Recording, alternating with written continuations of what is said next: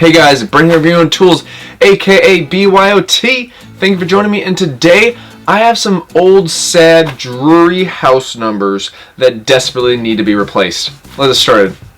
Now for this project you can use any type of wood, but my personal favorite is black American walnut. And the reason why it's striped with finish like this is because I actually use this as a sample finish test piece for BYOT number 23, where I made an amazing black American walnut table. So if you haven't checked that one out yet, please do so. Next, I take my circular saw and position accordingly based upon the depth and cut off the ends to make it square. I first want to make sure that this wood is going nowhere, so I just use a general hand clamp it down, and actually use my speed square just to use that as a brace for the blade itself. The beauty of speed square is sometimes it just makes life a lot easier, so utilize it when you can. Now the funnest portion of any woodworking project is of course sanding, right? No, not really, unless you love sanding, which I'm sure some people do.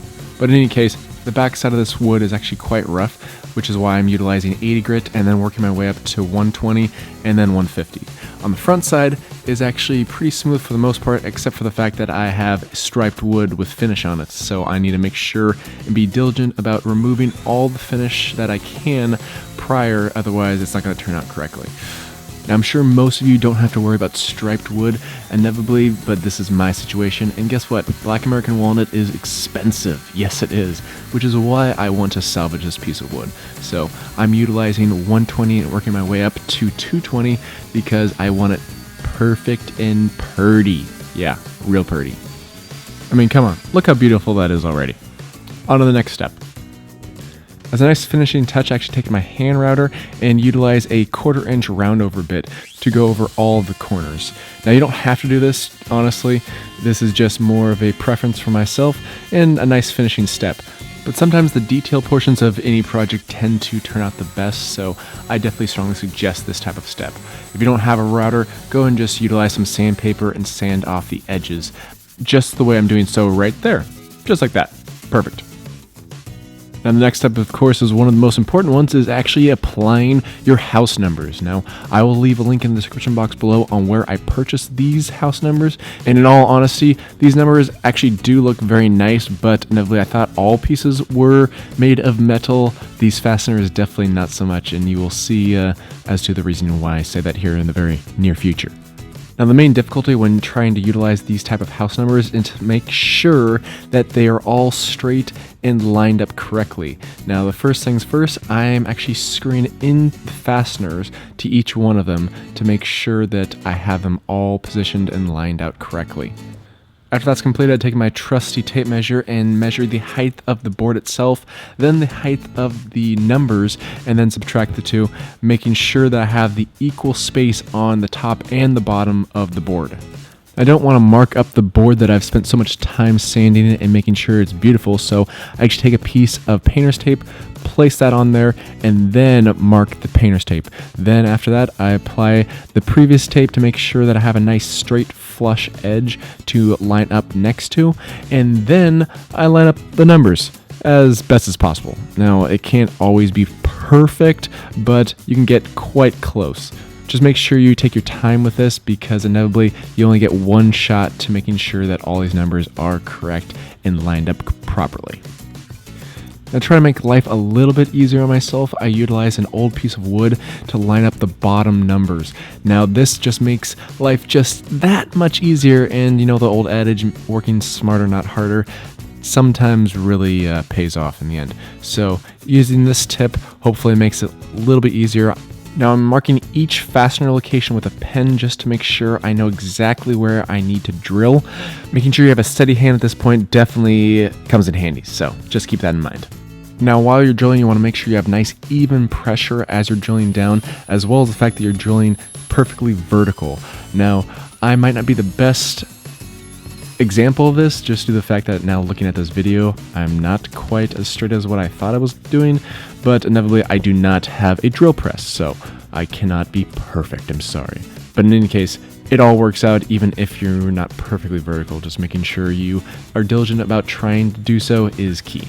Now once all my holes are drilled, I take my sander and just do a once over just to make sure everything is perfectly smooth, and then grab your mineral spirits and wipe off the entire board. Now mineral spirits is perfect when trying to get up all the dirt and debris and sand dust that you can't get off yourself without a little help.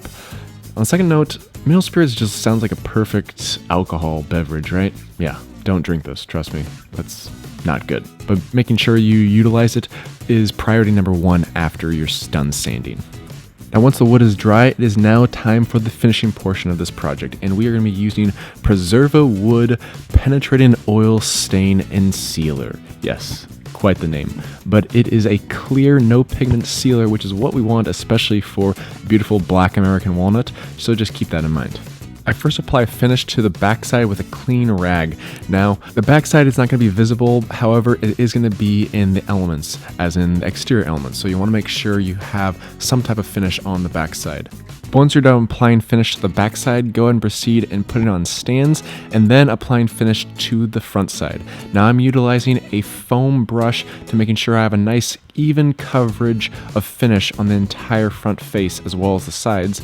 You want to make sure the wood has a chance to absorb as much finish as humanly possible, which is why you want a nice heavy even coat of coverage on the top side. Now you only need to apply one coat of finish using this product, which is very nice.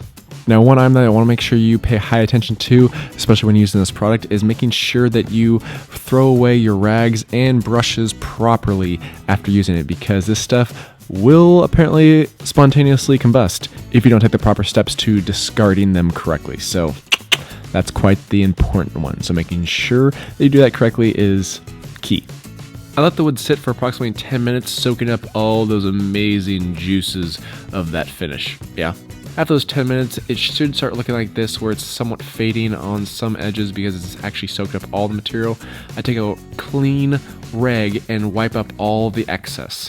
Now, just as a side note, yes, I do know that you can slightly see some of those striped areas, but guess what?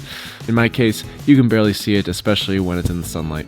Now, first and foremost, I strongly suggest not using a rubber mallet to try and hammer these back into position, because as you can see on the right-hand side, they tend to break off pretty easily. I'm just so strong, I don't even know my own strength, right? No. In any case, I'll show you a few ways that I did it. In all reality, you should be able just to physically push down and they should fit in nice and easy, but these holes apparently are a little tight, so what I did is actually used my wood clamps. Now these wood clamps made it extremely easy to put even pressure on both sides, allowing it to smoothly go into place. So I strongly suggest this motto. If you don't have wood clamps, don't worry about it. You can inevitably make the holes just slightly bigger and go ahead and fit them in that way. You might just have to glue them up if they're a little loose, but inevitably that might make your life a little bit easier in the long run. Just use me as a guinea pig, okay? Now, if you are like me and you did break off one of these stems, don't worry about it, because it's nothing that a little super glue can't fix. I just pushed one side down and held the super glue into place in approximately a minute, and boom, you're back in business. Now, of course, the final touch is actually fastening this to the wall, and there's a plethora of ways that you could actually fasten this to the exterior portion of your wall, but I inevitably used picture frame brackets and just bolted it to the back side of the sign.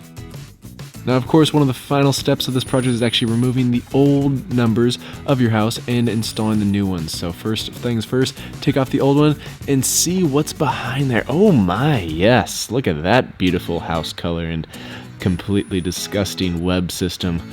But at this point, all you have to do is drill a few weatherized screws into position, making sure that it's perfectly straight and level, and go ahead and hang up your one-of-a-kind house numbers. And in the end, your house numbers went from this to this. Oh my, that is quite the upgrade. I must say that is one beautiful, sexy beast of a house number sign. Yeah, I mean, look at that. I tell you what, I'm pretty impressed. I'm not even mad. That's amazing. Yeah. And there you have it, episode number 38 of BYOT done. It's pretty incredible what a small little sign can add to your overall eye appeal to your front entryway. But in any case, thank you for your time. Please like the video, please subscribe to this channel, and please check out my Instagram feed. I post there daily, if not weekly. In any case, thank you for your time, and catch you next time.